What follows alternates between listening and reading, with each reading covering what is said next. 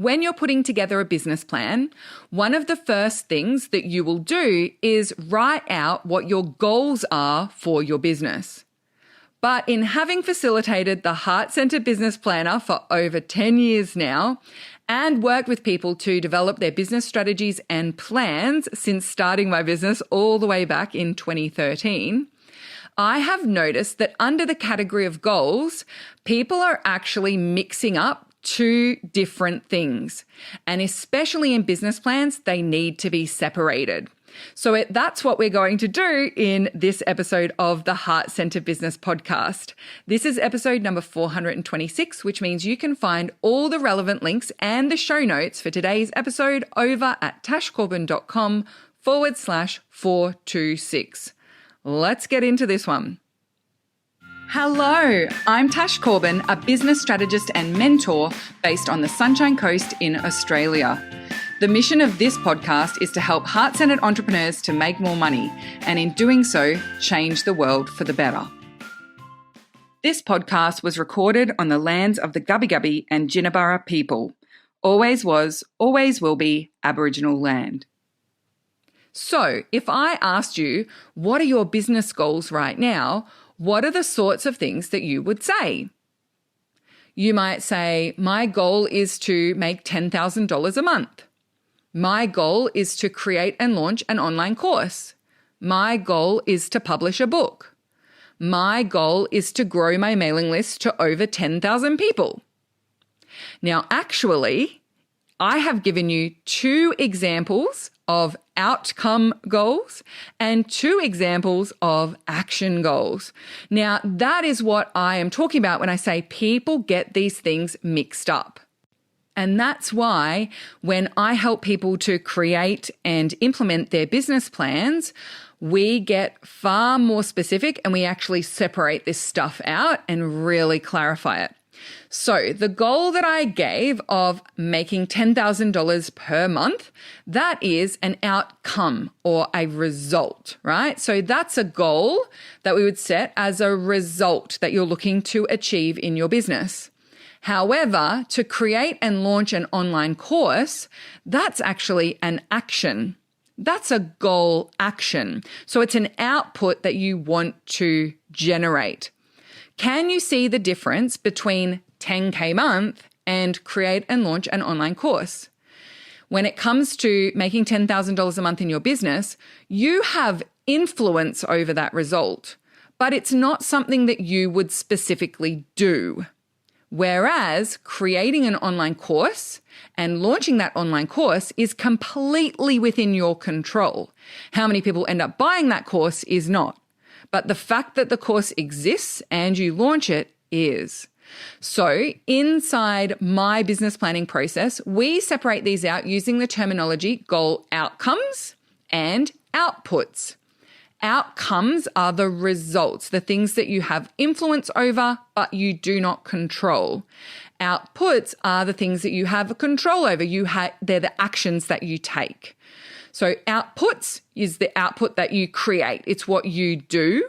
And outcomes are the results that you would generally or reasonably expect to achieve as a result of taking that action. So when it comes to business planning, I would recommend first and foremost writing down a big giant list of all the things that you want to achieve in your business in the coming period. So let's say you're creating a plan for your next quarter. So in the next quarter, what is it that you want to achieve? And just write it down as a big giant list. All the things you want to do, all the results you want to achieve, all the things you need to be mindful of, all of the things you want to do outside your business, maybe some of the parameters. So things like I want to work less than 20 hours. I want to spend more time with my family and my friends. I want to go to the gym 3 times a week, right? So I'll do business planning as a whole of human business plan because we didn't create a business to turn into a robot. We are humans after all. But I recommend starting the process just writing down everything. Then you want to divide these up and categorize them. Which things are actually outcomes, the results that you're wanting to achieve? So I want to have 10 new people who sign up to work with me. I want to have sales conversations with 30 people, right? So they're outcomes. You can't just go and force people to have a sales conversation with you. You have influence over it by making offers and doing lead generation activities, but ultimately they are results you don't have control over. Other things that might be results of things like list growth size, the reach of your content on social media, the number of followers that you have, the income level that you make, the number of sales that you make, the number of leads that you generate. So all of those things are outcomes because you don't actually have direct control over them. They're not an action that you take. Then I would go through and find all the actions. What are the things in that goal list that are actions that you want to take? So it might be creating a new course. It might be posting on social media daily. It might be running some new Facebook ads. It might be updating the copy on your website. It might be publishing your book, right? So there's lots and lots of different actions that you want to take in your business in that same period. Now, my hot tip for you is to then in your business plan, have a look. Do your outcomes or goals, your results, actually line up with your outputs, your actions? If you put all of those actions into place, would you achieve the outcomes that you want to see? Now, for a lot of people, we have too many goals. There are too many things we're trying to stretch ourselves out over. So I actually have a beautiful template and process for you for quarterly planning. It's completely free. And I will pop that with the link to today's show notes over at tashcorbin.com/426. So this is a quarterly planning template and process that you can use to get really clear on what those outcomes and outputs are, but also to prioritize more effectively. Generally, I recommend focusing on your top 3 priority outcomes, right? Those results that you want to see for the quarter. And then for each outcome, selecting your top 3 to 4 actions that are the most likely to contribute to achieving that goal. That way you can stay focused and say no to the distractions that are going to stop you from the things that are most important to you. So make sure you check that alignment between your goals or outcomes and the actions or outputs that you're going to take to achieve them. My final step is to then look at, with that list of actions on my agenda for the quarter, am I going to be able to do that within the lifestyle parameters and the human parts that I really wanted to focus on as well? So looking at those hours of work that I might be willing to contribute, the budget that I have to invest in the ads or whatever it might be, is that actually a reasonable expectation for me to achieve those actions? At the end of the day, I want to finish my quarter feeling successful and feeling like I've absolutely nailed it.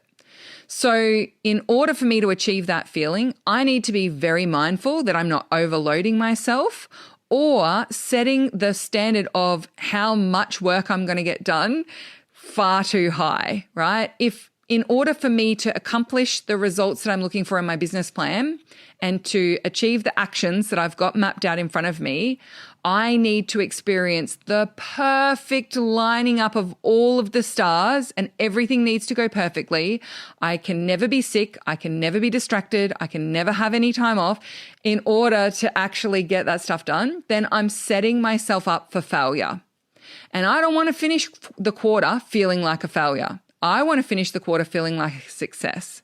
And the number one way that I do that is I'm very mindful of the extent to which I am loading myself up and the level of perfection that I need to achieve in order to actually implement my business plan.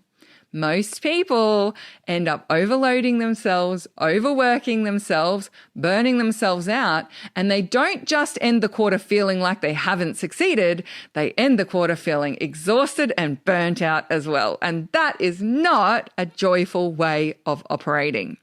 So if you would like to have a little play with the quarterly planning process that separates out your outcomes from your outputs instead of calling them all goals, then I have that free template for you over with the show notes of today's episode at tashcorbin.com/426.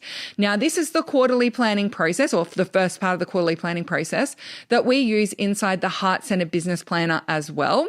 So I'll also make sure to link to the Heart Centered Business Planner.